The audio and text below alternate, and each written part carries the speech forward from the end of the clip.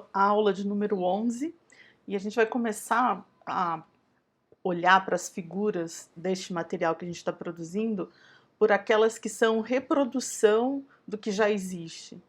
Porque quando a gente olha para o livro, a gente tem basicamente dois tipos de imagens que aparecem. Aquelas imagens que foram produzidas para aquele livro e aquelas imagens que são reprodução de algo que já existe.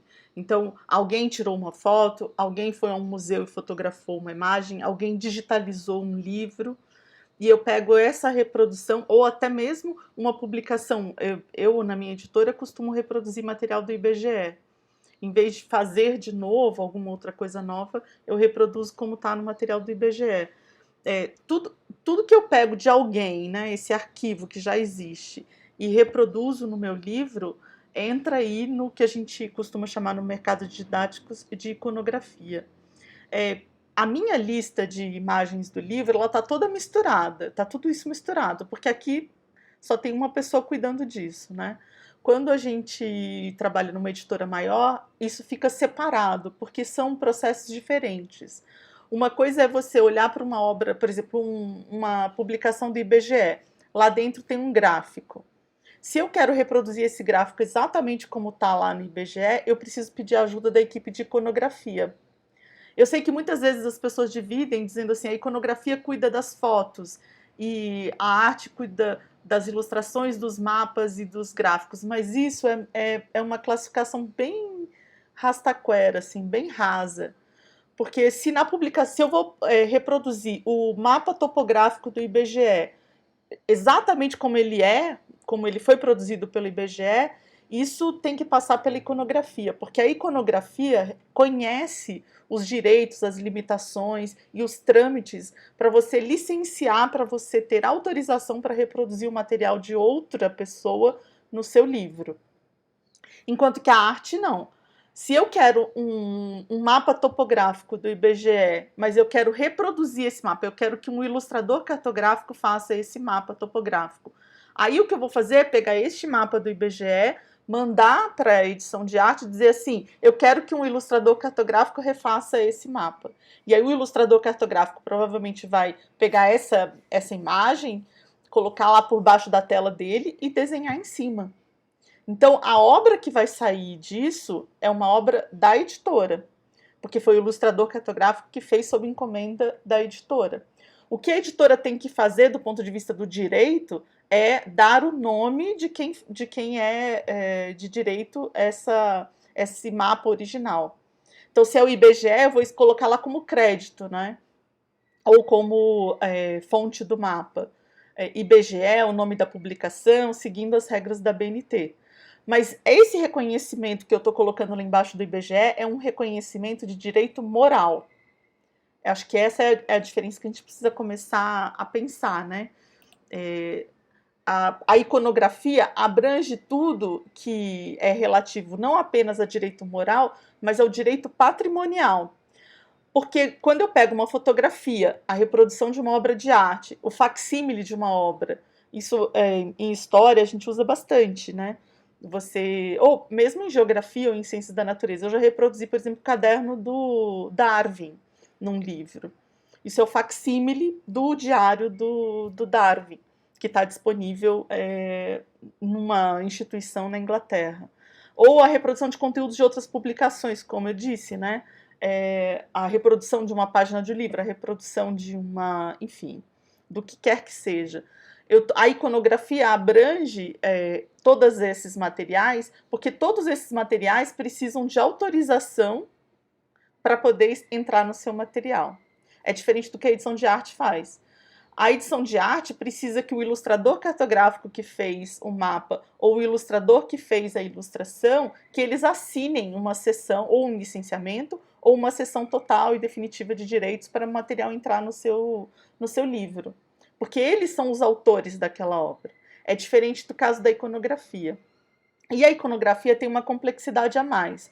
Porque se, por exemplo, eu reproduzo uma obra de arte, tem direito patrimonial implicado no autor da obra de arte e no autor da fotografia da obra de arte. Então, por exemplo, a Mona Lisa, por exemplo, a gente pode dizer assim, ah, mas a Mona Lisa está em domínio público. Mas a foto da Mona Lisa pode não estar em domínio público. Às vezes os museus, eles disponibilizam ali no site deles uma quantidade de imagens, ou, por exemplo, a Wikimedia, que a gente já vai falar lá para frente, que é um grande acervo de imagens, pode já ter essas imagens, essas fotografias já em licença aberta, mas a gente precisa ficar atento. Não é porque uma obra de arte já está em domínio público que eu posso entrar lá no Google Imagens e pegar qualquer fotografia que esteja lá, porque aquela fotografia tem um fotógrafo e esse fotógrafo também é detentor de direito patrimonial sobre a sua fotografia, né? No caso, por exemplo, de uma reprodução de conteúdo, por exemplo, de outra publicação, eu pego a página de sei lá, a página de um jornal. Aí eu vou lá no jornal, peço autorização para reproduzir aquela página. Eu preciso estar atento se esse jornal tem de fato o direito de reproduzir de todos aqueles elementos que estão lá. Porque pode ter, por exemplo, uma fotografia, eles têm o direito sobre a fotografia, certo? Perfeito. Mas as pessoas que estão representadas nessa fotografia precisam autorizar o uso na sua publicação. O jornalismo, ele tem na lei de direitos autorais algumas regalias, assim, não sei se é uma boa palavra, fica parecendo que eles têm alguma coisa a mais, mas o jornalista tem o direito, por exemplo, de fotografar um evento na rua e publicar no jornal sem que essas pessoas que estão lá representadas na foto tenham que autorizar. Isso está lá previsto na lei de direitos autorais. No entanto, nós não temos. Então, aquela velha foto, né, da ladeira Porto Geral, aqui em São Paulo, perto da 25 de março, cheia de gente, se aquelas pessoas forem identificáveis, elas precisam autorizar o uso da foto no seu livro. Elas podem te processar por não ter dado autorização para você reproduzir aquela foto. Já o jornalista não, o jornalista pode reproduzir essa foto onde ele quiser, porque ele está relatando um fato jornalístico e aí ele tem determinadas permissões para isso. Então, se eu compro a página do jornal, por exemplo, em história costuma aparecer, né, a primeira página do jornal de tal coisa, e tem alguém lá identificável, a gente precisa verificar se essa pessoa tem direito de imagem. Qual que é o que está fora, né, do pedido de direito de imagem? Se é uma figura pública ou se é uma pessoa que está exercendo no espaço público a sua profissão, então eu não preciso pedir o direito de imagem. Um dos exemplos que eu mais me lembro assim, é do Patativa do Assaré. Nós tentamos conseguir uma fotografia, a família cobrava acho que R$ 5.000. Isso faz uns 10 anos já. Era um valor bem elevado, era quase que o orçamento de fotos da obra. E, obviamente, a gente não tinha dinheiro. Aí a gente tentou encontrar o Patativa do Assaré declamando poema em espaços públicos. A gente achou um no CTN, aqui de São Paulo. Só que tinha 2 outras pessoas ao lado dele na foto e era impossível cortar a foto e tirar essas pessoas. Então a gente precisaria do direito de imagem dessas 2 pessoas. No fim, o que a gente fez? A gente comprou uma fotografia que era de uma feira, se não me engano, a feira de Caruaru, numa banca que vendia, como chama isso? Uma espécie de escultura de pessoas conhecidas. Uma das esculturas era do Patativa do Assaré. Então, a gente comprou a foto, né, de um banco de imagem, em que o fotógrafo fotografou a escultura vendida numa feira em Caruaru do Patativa do Assaré. Porque aí eu não tenho que pagar direito de imagem sobre essa obra, né? Essa obra de arte estava lá exposta e o fotógrafo cobrou por um valor, ele não tinha a quem cobrar direito de imagem. Então foi uma solução para a gente colocar alguma imagem do Patativa do Assaré na obra, na coleção. Então, esses detalhes, quem cuida disso é um especialista em iconografia. Quem, como eu, vai fazer um voo independente, precisa tomar muito cuidado, precisa ler muito, conhecer a lei de direitos autorais, sem dúvida, e ler muito, porque tem muito especialista em iconografia que tem blog, que tem algum tipo de canal de divulgação, que divulga essas minúcias, e aí a gente vai entendendo. Na dúvida, não coloca a imagem, porque o fato não é simplesmente o fato de a gente estar vendendo o livro que nos coloca em problemas, porque direito comercial, né, o uso comercial da obra, não é simplesmente porque você está vendendo o seu livro que você está fazendo um uso comercial daquelas obras que estão reproduzidas ali dentro. A questão é se você atrapalha a venda, né, a comercialização da obra de outra pessoa. Então, se você, por exemplo, pegar sei lá, um atlas, o atlas tem 40 mapas e você reproduzir 15 mapas desse atlas na sua obra, mesmo que você tenha refeito os mapas, ou seja, você pediu para um ilustrador cartográfico refazer aqueles mapas, você está atrapalhando a comercialização daquela obra, porque você já colocou 15 dos 40 mapas ali dentro da sua obra. Então você está fazendo um uso comercial, você deve pagar. Se você, por exemplo, pega uma fotografia, né, que está em direito, em licença aberta, ou que, enfim, o autor, o fotógrafo colocou ali disponível para um uso não comercial. Mas se você coloca essa foto na capa, isso já muda, porque você está atraindo um público por conta dessa fotografia, então precisa ficar atento. Foto de capa, precisa necessariamente você ter muita certeza de que esse uso está autorizado. Outra coisa, você monta um livro inteiro com as fotos desse fotógrafo que liberou para um uso não comercial. Bom, isso é um uso comercial, porque uma coisa é uma foto que você pegou desse autor que liberou e colocou lá no meio do seu livro, que tem várias outras fotografias, como um exemplo para explicar alguma coisa para os alunos. Isso é um uso não comercial.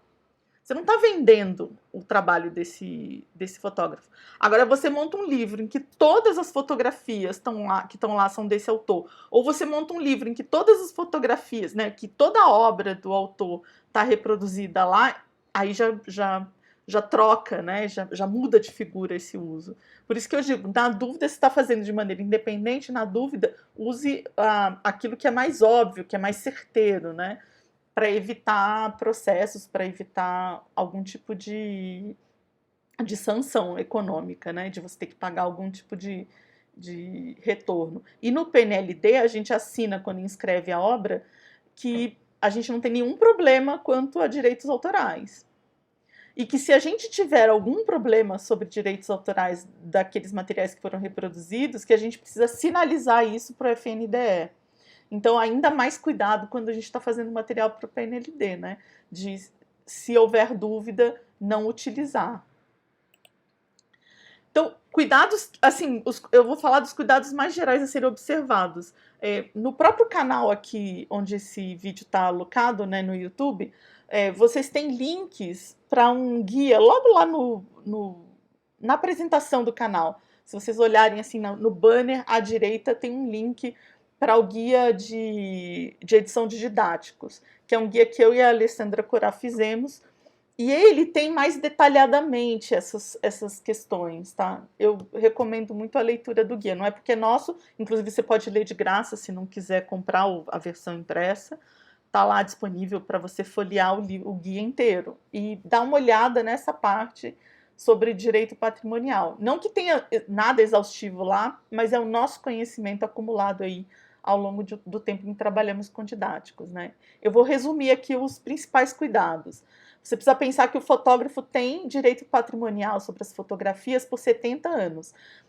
Diferentemente do domínio público das obras, no domínio público geral, né, assim, para qualquer obra artística, científica, qualquer obra protegida pela Lei de Direitos Autorais, fala-se assim, a partir da morte do autor, no ano seguinte, então a partir de 1º de janeiro do ano seguinte da morte do autor, começa a contar 70 anos. Né? No caso de obras audiovisuais e de obras de iconografia, de fotografias, essa contagem é diferente, porque começa a contar 70 anos no ano seguinte à publicação da foto ou da obra audiovisual. Então, por exemplo, um filme que foi divulgado há mais de 70 anos, ele já está em domínio público, independentemente se o diretor, enfim, quem detém o direito patrimonial ainda está vivo. Não importa se o fotógrafo está vivo, se o diretor do cinema está vivo. A obra que ele produziu está em domínio público, contando 70 anos a partir da divulgação. Então, fotografias ficam em domínio público mais rapidamente do que, por exemplo, as obras literárias, que você começa a contar a partir do falecimento do autor, né? No caso aqui, começa a contar a partir da fotografia. Então, toda fotografia que foi divulgada, né? Precisa tomar cuidado com isso, a fotografia precisa ter sido divulgada, né? Que foi divulgada há mais de 70 anos, ela já está em domínio público.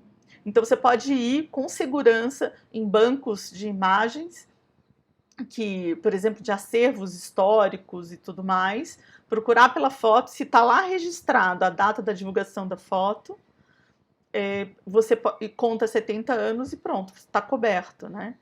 Se não tem 70 anos, você precisa de autorização do fotógrafo, porque ele tem direito patrimonial sobre essa obra durante 70 anos, a partir do momento que ele divulga essa fotografia. Os autores de obras de arte fotografadas, então, obras de arte que estão no museu, obras de arte que estão, enfim, em locais privados, eles têm de autorizar a reprodução, né? Mas tem duas exceções. A primeira exceção óbvia é do domínio público, né, dessa obra de arte, se essa obra de arte já está em domínio público, então o autor da obra de arte não precisa autorizar. E a outra exceção são as obras que estão de forma permanente em logradouro público. E aí precisa tomar cuidado. Eu vou mostrar aqui para vocês a lei, porque eu entendo que precisa tomar um cuidado aí com ela, né? É o artigo 48. Aqui, ó. Aqui está falando, essa parte está falando quando é que não constitui ofensa aos direitos autorais. Então tem alguns casos algumas reproduções que não você pode utilizar. Nós utilizamos essa daqui para justificar pequenos trechos, né, usados na obra.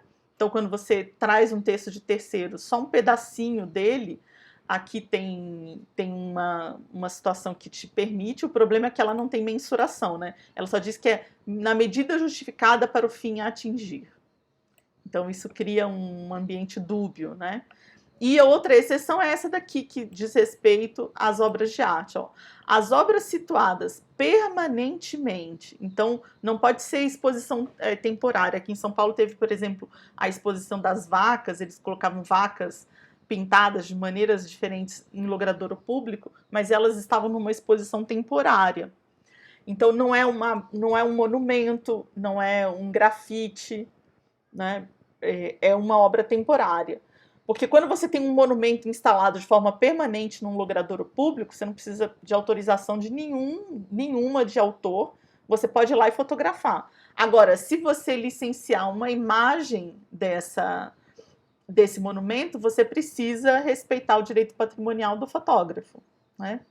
Que é aquilo que eu já estou dizendo, que eu estou tentando distinguir aí na aula, né? Então, as obras situadas permanentemente em logradouros públicos podem ser representadas livremente por meio de pinturas, desenhos, fotografias e procedimentos audiovisuais. Então, você pode ir lá desenhar, você pode ir lá e fotografar, você pode ir lá e filmar. A gente tem uma coisa dúbia em didáticos, a gente em didáticos usa bastante grafite. E aqui em São Paulo, em Belo Horizonte, tem algumas cidades em que os grafites eles estão quase que predominantemente em empenas cegas dos prédios. Então, a empena cega é aquela lateral do prédio em que você não tem nenhuma janela, você não tem nenhuma... Porque você não pode ter janelas. Em geral, ela está encostada no limite com outra propriedade. A empena cega não é logradouro público, tá? Então, precisa ter cuidado com isso, né? A obra, o grafite que está em logradouro público está num viaduto, ele está numa rua, está numa... E aí não tem questão, não tem nenhuma dúvida. Mas se o grafite está numa empena cega de um prédio, aí precisa ter cuidado. E também precisa ter cuidado porque uma coisa é você tirar uma foto de paisagem e lá no meio da paisagem tem um grafite. O autor desse grafite... não vai conseguir, ou Espera-se que ele não consiga alegar que você tirou aquela foto para mostrar o grafite dele. Você tirou aquela foto para mostrar a paisagem de uma cidade brasileira ou de uma cidade em qualquer outro lugar do mundo. E aí lá tem um grafite, da mesma forma que lá tem o trabalho dos arquitetos. Isso é uma coisa.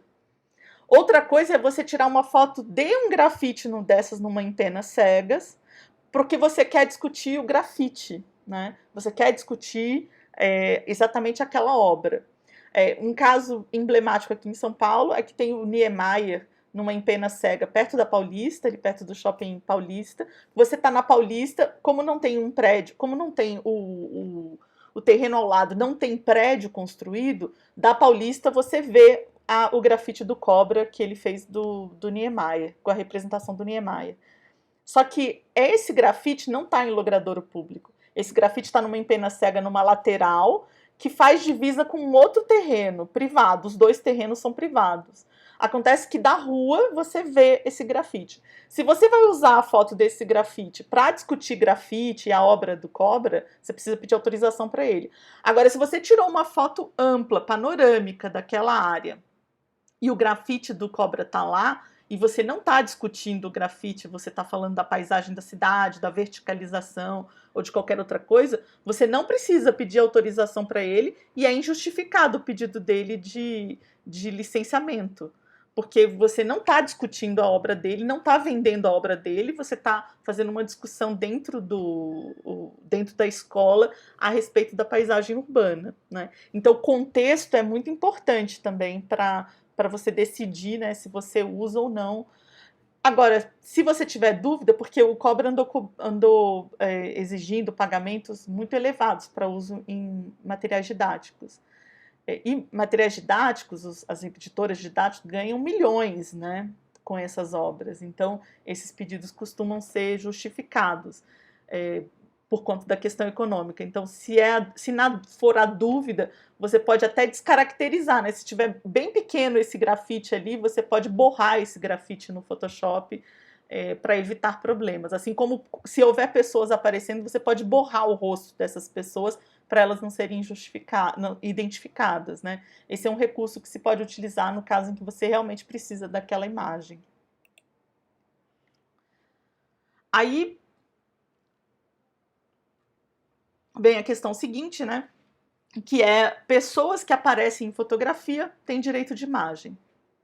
Mesmo que elas estejam ali na multidão, na rua, na calçada, elas precisam serem consultadas quanto à autorização e autorizar. Não necessariamente elas vão te exigir dinheiro, mas elas precisam assinar uma autorização, né? Mesmo que seja sem ônus, que é como se chama esse valor a ser pago. Mesmo assim, elas precisam autorizar. Então, se você vai, por exemplo, fazer fotografia, se você, como eu, sai para fazer fotografias para economizar, né, no orçamento do livro, espere que, por exemplo, você vai fazer a fotografia num playground de crianças para mostrar, por exemplo, que os parques, alguma questão sobre brincadeiras na cidade, qualquer coisa assim. Tome cuidado, fique lá esperando, mesmo que você tenha que esperar muito, um momento em que as pessoas estejam de costas. Porque daí, se ela não pode ser identificada, não tem problema que ela apareça. Mas se ela for identificada, ela vai precisar de autorização. E aí você pode levar autorizações em branco e pedir para as pessoas assinarem. Se elas exigirem algum pagamento, você pode dar algum pagamento, sei lá, R$10, R$20, R$30. Leva o pedido pronto, ela preenche com os dados dela, você preenche com o valor que você pagou, paga, ela assina que pagou, lá na mesma autorização você coloca que foi pago, ela assina e pronto. Aí você tem tudo certinho. Menores de idade não vão poder assinar para você. Então, se você tem um adolescente lá no skate, andando de skate, você quer fotografá-lo, ele vai ser identificado, não é ele quem assina. Precisa tomar cuidado com isso. São os pais que assinam. Porque se tem menos de 18 anos, precisa da autorização dos pais. E o Brasil tem uma legislação bem rigorosa, por isso que muitas vezes os livros didáticos usam crianças de fora, porque pelo ECA, né, o Estatuto da Criança e do Adolescente, crianças e adolescentes não podem ser exibidos em situação que causem vexame, vergonha, mesmo que os pais autorizem.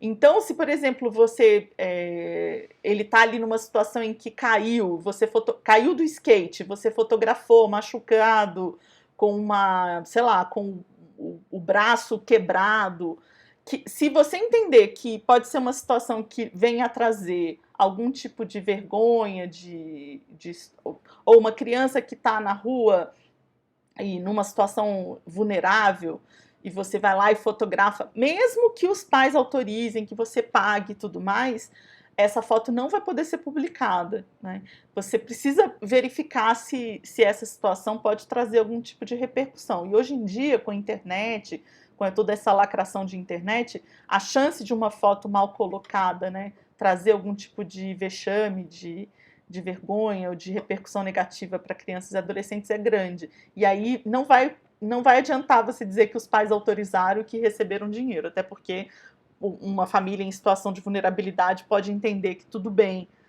você fotografar a criança numa situação difícil, porque você vai pagar por essa foto, né? O Estado precisa cuidar, né, do interesse das crianças e adolescentes, até mesmo quando os pais são os causadores de problema, né? Daí, o que a gente tem aí de possibilidades, então, para usar imagens em licença aberta? Quando eu comecei a editora, eu fiz um plano da Shutterstock e eu baixava tudo da Shutter. Aí foi ficando caro, foi ficando caro, foi ficando caro. Hoje, eu basicamente uso imagem em licença aberta. Às vezes quando eu compro da Pulsar Imagens, porque o preço é bacana, eles são descomplicados, então eles mandam a imagem alta antes de você pagar, é muito parceiros. Eu gosto de comprar lá. E as imagens são muito bonitas, né? Os autores são muito bonitos. Mas é assim, 1, 2 por projeto. E é uma imagem realmente especial, uma imagem que, poxa, vale a pena essa imagem ser bonita. Eu tenho um exemplo aqui do livro de práticas de geografia, que nós licenciamos uma imagem de um pátio numa comunidade Bororo. Imagem linda, o lugar incrível, assim, e a imagem sem pessoas, né? Porque daí quando você tem indígenas, os bancos de imagem costumam cobrar o dobro por conta da licença do direito de imagem, né? Então, nesse caso, ainda tinha essa sorte, não havia pessoas na imagem. Era uma imagem por livro de geografia para discutir espaços de encontro. Então, valeu super a pena pagar, e o valor, se não me engano, foi R$ 180. Não foi nada absurdo por uma edição. Quando a gente renova a edição, é muito tranquilo pedir para eles a renovação. Enfim, eu recomendo muito. Parei de... Inclusive, eu fazia muito com a Shutter, mas a Shutter está em dólar, né? Então, hoje em dia, está mais barato pagar para Pulsar. No início, não. Quando eu montei a editora, fiz o primeiro projeto de educação física, baixei quase tudo da Shutter e 1 ou 2 da Pulsar. Mas hoje a Shutter está mais cara do que a Pulsar, né? Então, aquela ideia de royalty free, enfim, banco de imagem, caiu por terra, porque realmente ficou muito caro. Mas se você trabalha para uma editora grande, é provável que eles paguem a Shutter, e a Shutter tem muitas vantagens, a Shutter tem vídeos incríveis. Você quer aquele vídeo do feijãozinho crescendo? Lá tem um monte daqueles vídeos, que tem um nome isso, Lapse Time, se não me engano. Você quer um vetor de boa qualidade para montar uma ilustração? Lá tem um monte.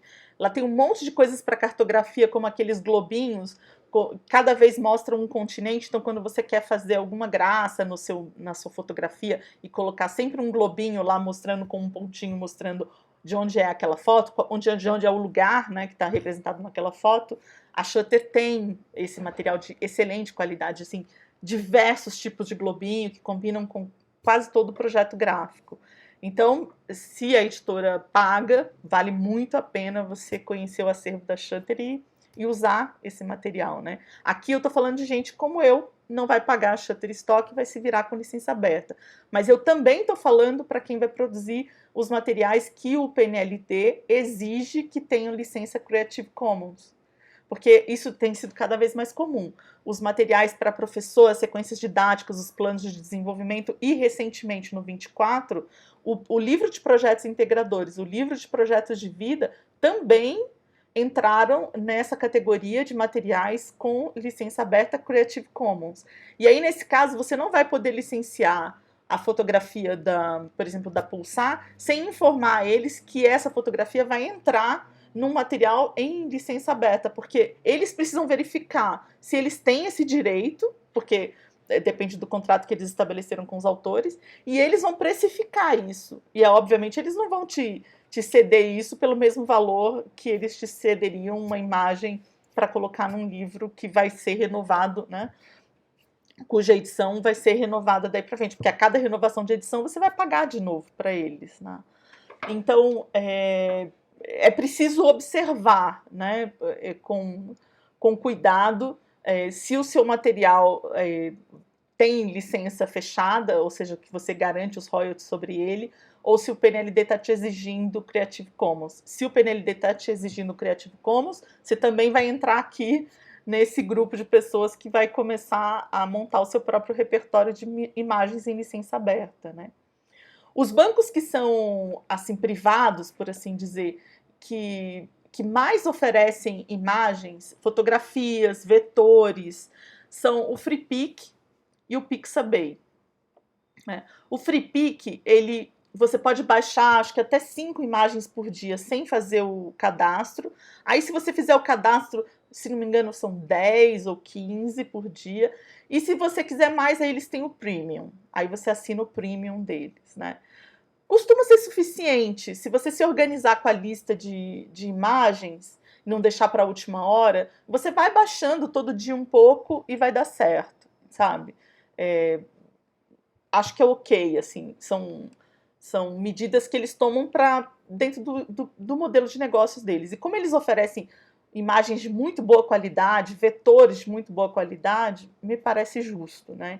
O Pixabay já tem coisas mais feias, assim, você tem que garimpar mais. Eu uso pouco o Pixabay por causa disso, mas eu sei que tem muitos editores que usam bem, que conhecem bem o acervo deles e sabem chegar às coisas boas. Eu não. Eu costumo digitar alguma palavra-chave e ter que ver 20, 30, 40 coisas de muito mais qualidade para encontrar alguma coisa de boa qualidade. Então, eu costumo usar menos, assim. O que eu uso muito é o Wikimedia Commons. Queria mostrar para vocês, porque realmente é um acervo maravilhoso.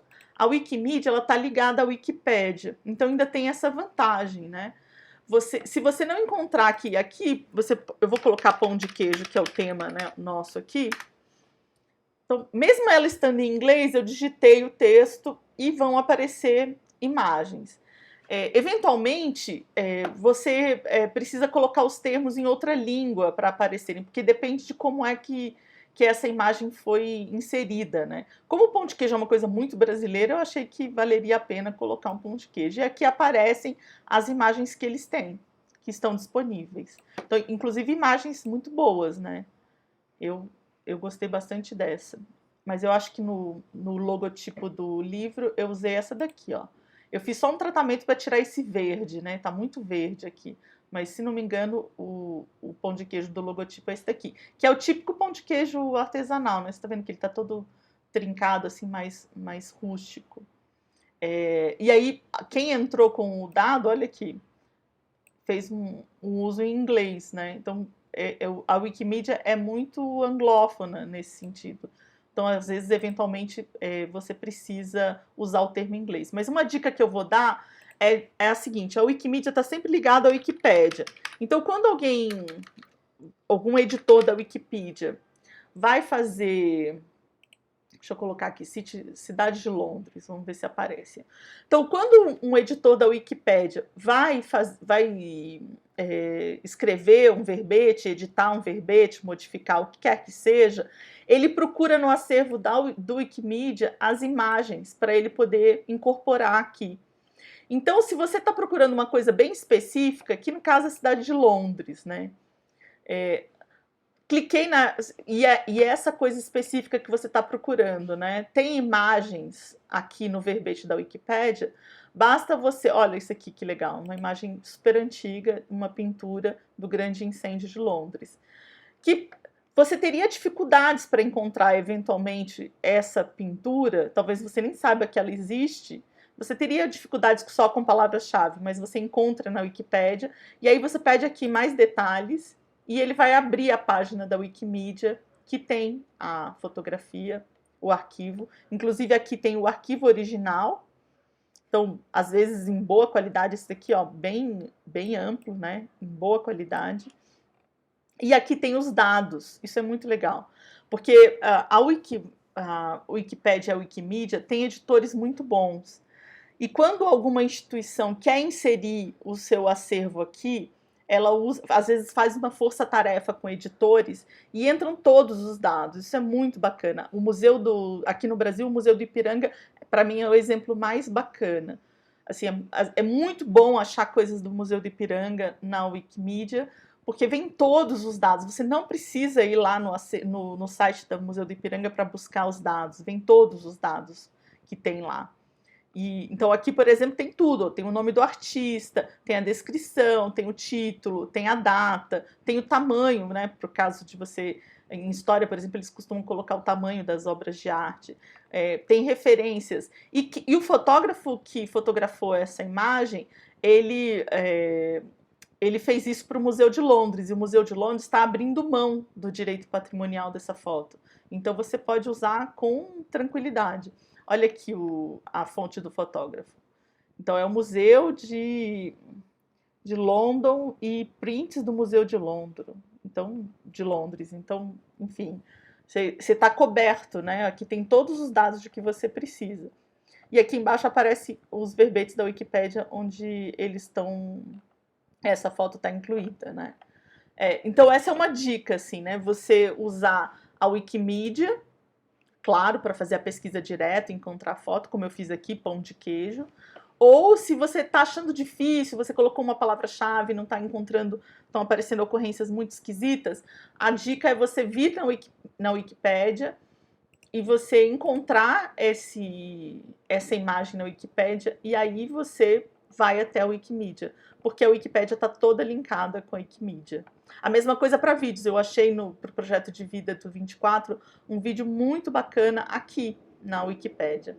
Estava pesquisando um verbete e vi o vídeo e falei, nossa, esse vídeo cabe muito bem no projeto de vida. Fui ver se ele estava efetivamente em direito, em licença livre, e ele estava completamente em licença livre.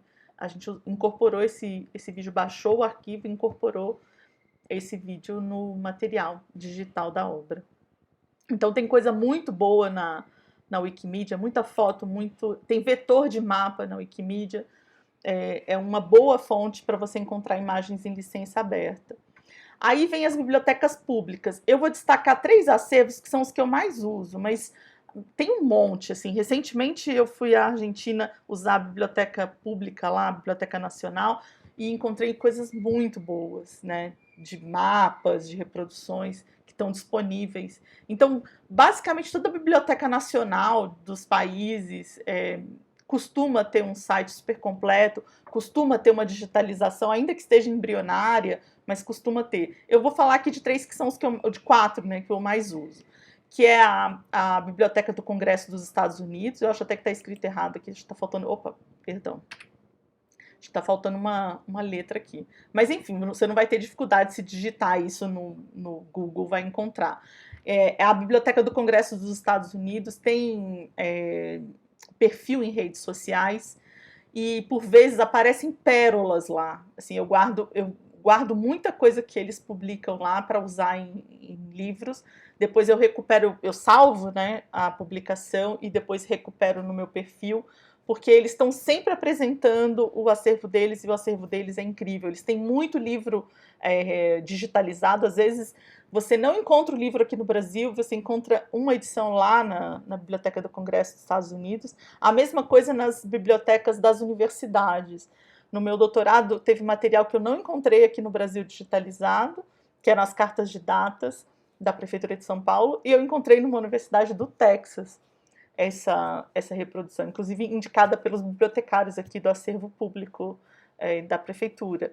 Então, nos Estados Unidos, eles têm bastante verba, né, bastante dinheiro para isso. Então, você encontra obras que estão digitalizadas. A mesma coisa aqui na Gálica, que é o repositório público da Biblioteca Nacional da França. E como o francês e o português têm muita similaridade, às vezes é até mais fácil usar a palavra-chave aqui na Gálica e encontrar algum material. o forte deles, assim, são as digitalizações das obras. Eu acho incrível. Você pode baixar em JPEG, você pode baixar em PDF. Então, eu já usei bastante mapa antigo que estão nas publicações antigas. Às vezes eu acho gravuras na internet que cobram caríssimo, né, pela reprodução da gravura. Aí eu vejo a referência do livro onde foi publicado, entro na Gálica, acho o livro, não necessariamente em francês, livro em inglês também, já achei, encontro a página onde está aquela gravura e aí eu uso a reprodução da Gálica. Daí eu não tenho que pagar nada para ninguém. A obra está em domínio público, a Gálica cedeu o direito sobre a reprodução daquela imagem, então é sucesso, assim. E as outras instituições são a Biblioteca Nacional do Brasil e de Portugal. A Biblioteca Nacional do Brasil melhorou muito nos últimos anos, antes não tinha nada, eu usava basicamente a de Portugal. Mas recentemente a Biblioteca Nacional do Brasil também passou a digitalizar fotografias, reproduções de mapas, então é um acervo muito bom. Fotografias, por exemplo, de cidades brasileiras, fotografias antigas de cidades brasileiras. Aí, claro, você também pode ir para acervos históricos, né? Departamento histórico de Belo Horizonte, de Teresina, enfim, de João Pessoa. E aí, em algumas você vai encontrar mais coisas, em outras você vai encontrar menos, mas é bem provável que você encontre, por exemplo, fotografias antigas de cidades nesses acervos, né? Aí uma outra dica que eu uso muito, isso eu uso para fotos, por exemplo, de manifestações públicas, fotos de eventos públicos, fotos de cidades, ou eventualmente fotos de obras, de uma ponte, enfim, de alguma coisa que é uma foto que apareceria numa reportagem. Porque a Empresa Brasileira de Comunicações, ela coloca boa parte do acervo dos seus fotógrafos lá disponível. Precisa ler os termos de uso, tá? Porque às vezes a EBC usa, né, fotografias de outros bancos. Então você precisa estar atento ao crédito que está lá escrito, né? Se o crédito efetivamente é da EBC. Daí eu procuro assim, é difícil procurar no site deles, mas eu faço assim, eu uso essa referência aqui, ebc.com.br. Então, eu quero, sei lá, uma fotografia de manifestação estudantil 2015, né? Que foram aquelas manifestações que a gente teve dos estudantes ocupando as escolas. Aí, na frente da palavra-chave, eu coloco site, 2 pontos, tudo junto, sem espaço, ebc.com.br. Porque daí eu estou pedindo para o Google procurar essa palavra-chave só nos sites que terminem com ebc.com.br. Essa que é o pulo do gato. Porque aí ele não vai ficar procurando, né, em tudo quanto é lugar. E aí vem os sites em que isso responde bem a essa pesquisa, né? Então, vou entrar aqui no primeiro que apareceu, tá? Não foi nada combinado. Então, aqui tem... Ó, aqui sempre tem a fotografia de chamada, tá vendo aqui? Rovena Rosa, Agência Brasil. A Agência Brasil é exatamente a da EBC, né? Que reúne TV Brasil, que reúne rádios, que é do governo federal. E aí a gente pode ver no final, costumava ficar por aqui, deixa eu ver se ainda tá, os termos de uso.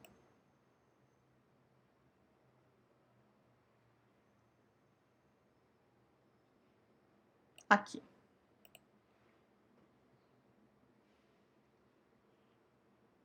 Então, aqui tem os termos de uso para todos os conteúdos do portal da Empresa Brasileira de Comunicações.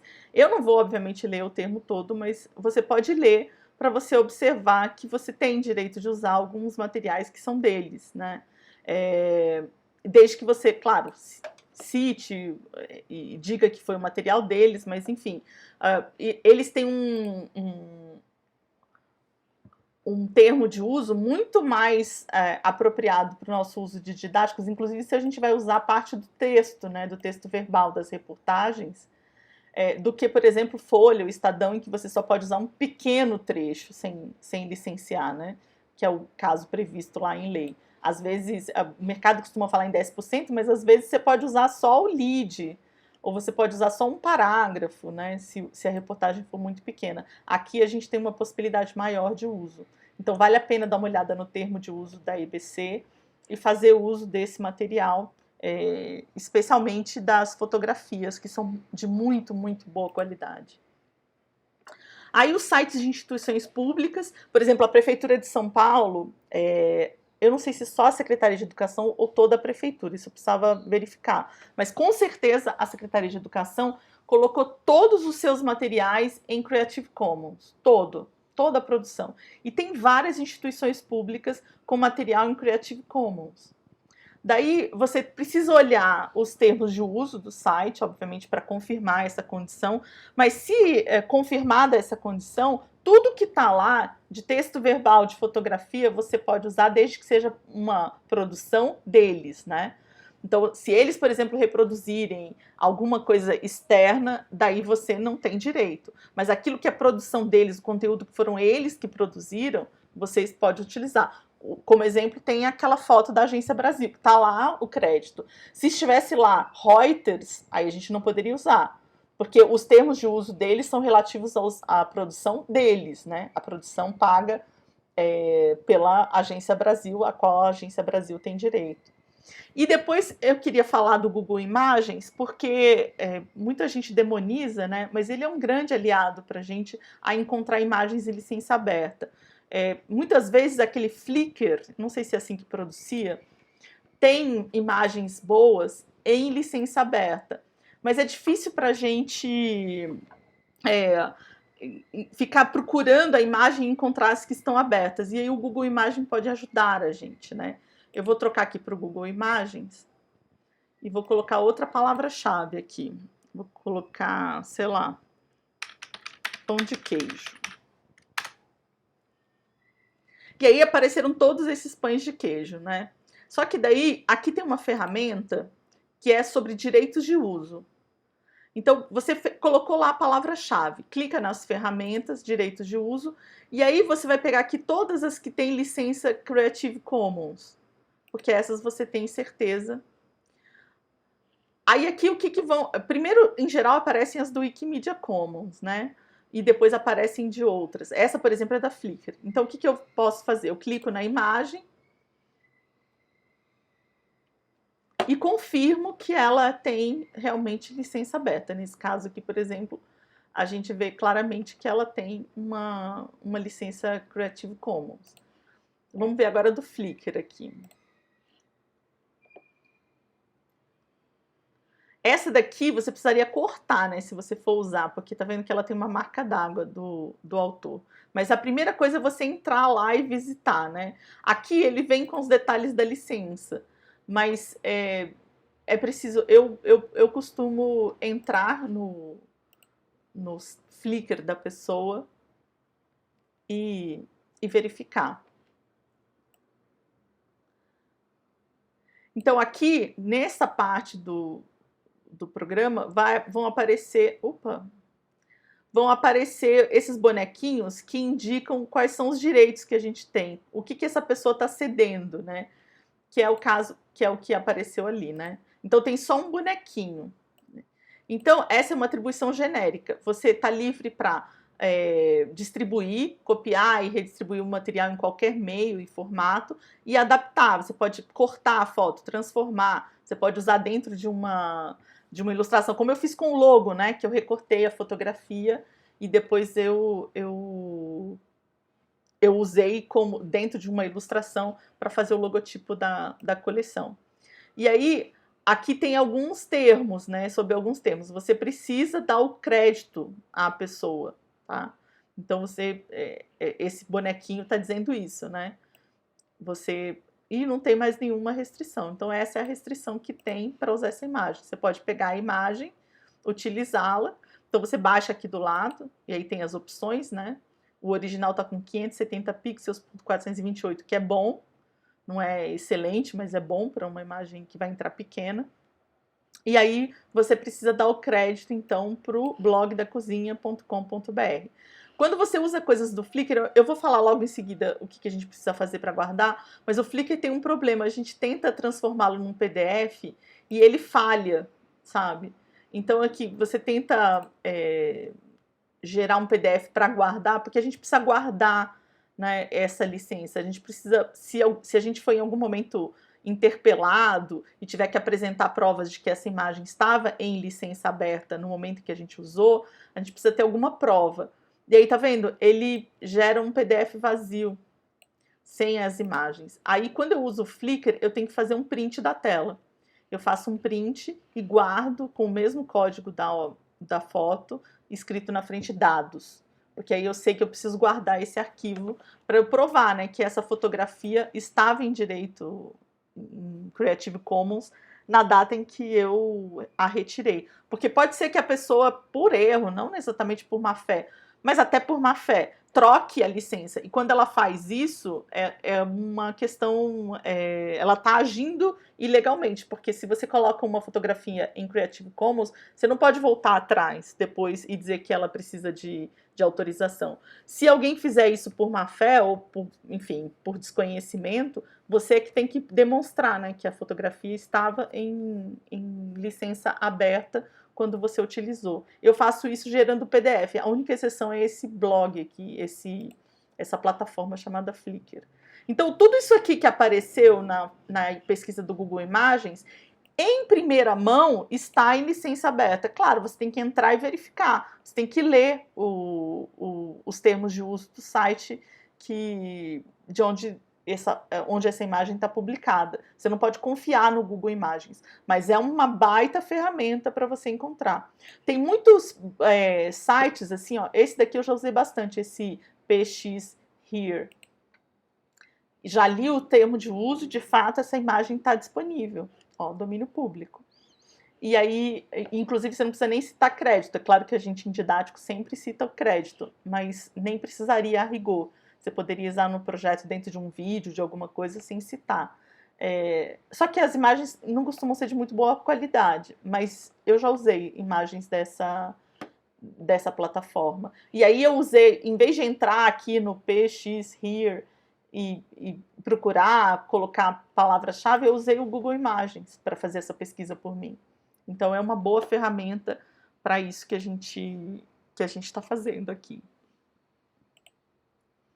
Aí a gente vai conversar sobre resolução da imagem, né? Sobre como é que essa imagem vai ser usada no nosso projeto. Porque para mim foi difícil entender, foi uma professora do Senac quem me explicou. E aí depois que ela explicou visualmente, para mim funcionou muito bem, por isso que eu trouxe uma representação visual. A sua imagem, ela tem uma quantidade de pixels para ser usada em telas, em aparelho, na tela do computador, na televisão, num projetor. Quando a gente está usando uma imagem num projetor, numa tela eletrônica, a gente está falando em pixels, né? Então a sua imagem tem uma quantidade de pixels. Quando a gente está usando a imagem dentro do ambiente, dentro do contexto da impressão para imprimir, a gente está falando em pontos. Do meu ponto de vista, que sou leiga, pixel e ponto ali estão correspondendo à mesma coisa. Essa imagem é formada por pequenos quadradinhos que contêm uma informação visual ali de cor, enfim. Aí, a sua imagem tem sempre a mesma quantidade de pixels ou de pontos, a não ser que você mexa nela. O Photoshop, por exemplo, tem lá motores e ferramentas para você aumentar a quantidade de pixel ou diminuir a quantidade de pixels da sua imagem. O que a gente faz aqui de maneira frequente, mais frequente, em didáticos, não é mexer na quantidade de pixels ou de pontos da imagem. Então, quando eu falo, por exemplo, já aconteceu de eu ter que explicar para um diagramador que ele pegou uma imagem 72 dpi, dpi é essa medida para foto impressa, né? Que são dpi seria D de Deutsch, P de Per e I de Int. Então, seriam pontos por polegada. Então, a gente pegou uma imagem de 72 dpi, então que seriam 72 pontos por polegada. E eu falei para ele, mas essa imagem está enorme de tamanho. Então, dá para você transformá-la em 300 dpi sem mexer na resolução, sem mexer na qualidade da imagem, só reduzindo o tamanho. E ele falou, não, se está em 70 dpi, se eu usar em 300 dpi para imprimir, ela vai pixelar, que é quando ficam esses pixels, como está aqui nessa última aqui, né, que você quase que não vê assim o limite entre o branco e o preto, porque tá tudo meio vago aqui, o amarelo meio vago, assim, como se tivesse desfocado, né? E foi difícil explicar para ele. Eu precisei pegar o Photoshop, assim, assumir o mouse e o teclado dele e mostrar para ele que era possível. Por que que é possível? Porque eu não vou estar mexendo na quantidade de pixels da imagem. Então a imagem tem lá uma quantidade de pixels, 1000, 3000, 4000. Eu não estou mexendo, quando eu transformo de 72 para 300, mantendo a quantidade de pixels, eu não estou mexendo nessa qualidade, eu estou pedindo para o programa rearranjar esses pontos. E para entender isso é que eu acho que a imagem ajuda essa imagem aqui de baixo. Quando eu tenho 100 dpi, eu tenho 100 pontos por polegada. Quando eu tenho 200 dpi, eu tenho 200 pontos por polegada. A diferença entre essa imagem e essa é o arranjo desses pontos. Antes eu tinha 100 por polegada, aqui eu tenho o dobro. Então, o que vai acontecer com uma imagem? Eu tenho uma imagem em 100 dpi, tá? Eu quero transformá-la em 200 dpi, mas eu mantenho a quantidade de pixels dessa imagem. O programa ele vai rearranjar os pixels dentro das polegadas, dentro desse tamanho da polegada. E, portanto, o que era grande de tamanho vai ficar pequeno de tamanho, vai ficar com a metade do tamanho. Porque quando eu pegar, antes eu tinha 100 pontos e colocava numa polegada. Agora eu vou pegar 200 pontos e botar numa polegada. Então, eu não vou ter tantas mais pixels quanto eu tinha aqui, né? Eu vou ter que usar mais pontos e pixels para colocar dentro desse tamanho, e aí o meu tamanho vai diminuir. Eu vou mostrar para vocês isso na prática, usando uma foto que eu tô aqui do próprio livro, que eu acho que vai ajudar a gente a entender. Eu peguei 2 fotografias na internet que são prints de tela. Eu vou abrir aqui no Photoshop. Eu coloquei aqui nos slides, né, que a gente pode usar o Photoshop ou usar o GIMP, ou GIMP, não sei como pronuncia, que é um programa de código aberto que faz coisas parecidas com o Photoshop.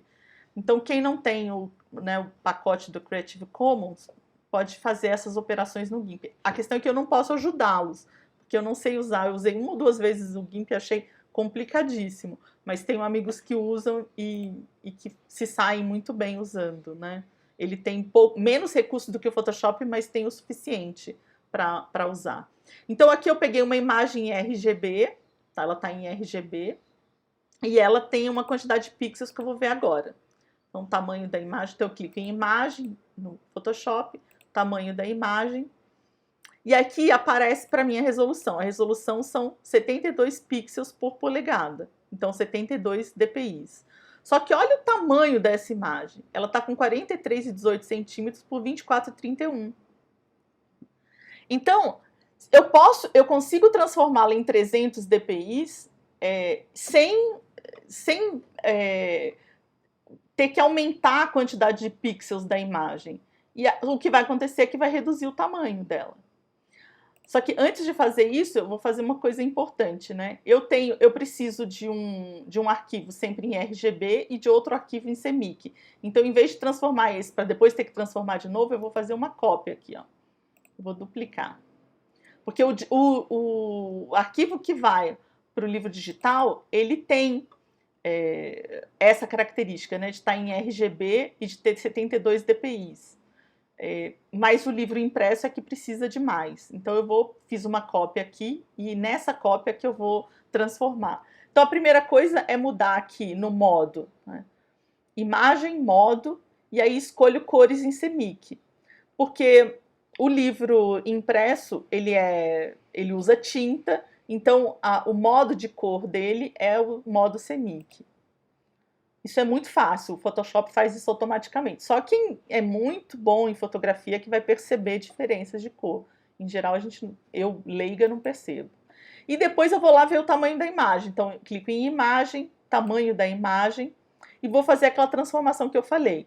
Então, eu tenho aqui, ó, na largura, eu tenho 1224 pixels, e na altura eu tenho 689 pixels. Isso daqui do lado tem que estar mantido assim, né? Tem que estar, manter a proporção, porque daí eu vou mexer só em um e o outro vai automaticamente se modificar.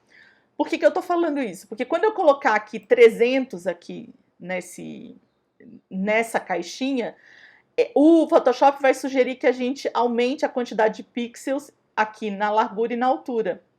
E aí a gente precisa voltar para o valor original. Então eu preciso decorar esse valor. Então é 1224. Aí eu venho aqui, coloco 300. Veja que ele sugere para aumentar. E olha como a imagem fica toda pixelada.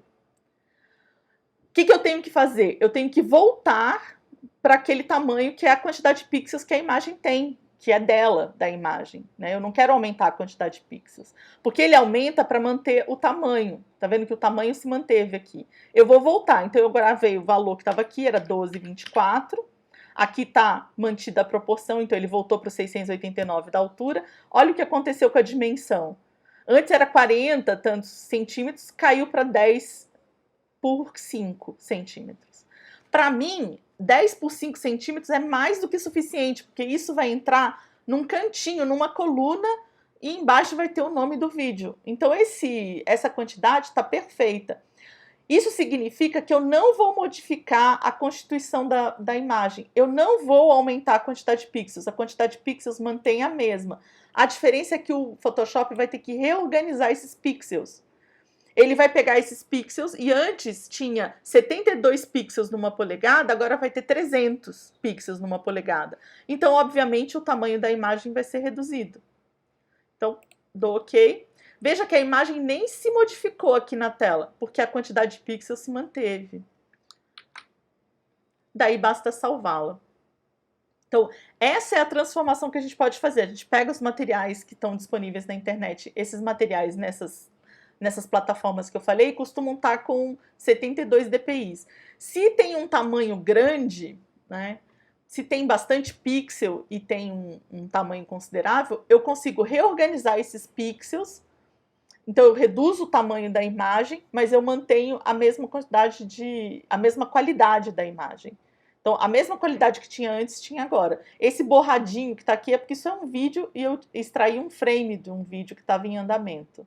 É por isso, mas a mesma qualidade que tem aqui, tem aqui. A única diferença é que agora isso daqui está em 72 dpi e isso daqui está em 300 dpi. Então, essa serve para o impresso e essa serve para o digital. Tá? No digital, eu tenho usado 150. Então, eu vou modificar aqui por conta disso.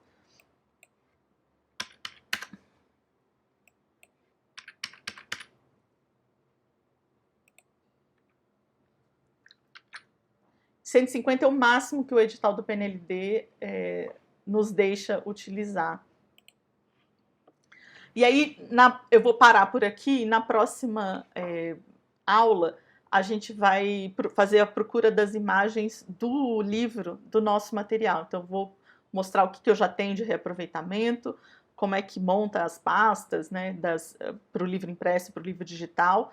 E a gente vai fazer pesquisas mesmo, pesquisas reais, e ver o que a gente encontra e como é que lida, né, com essas imagens em licença aberta e com as restrições que elas impõem para a gente, ok?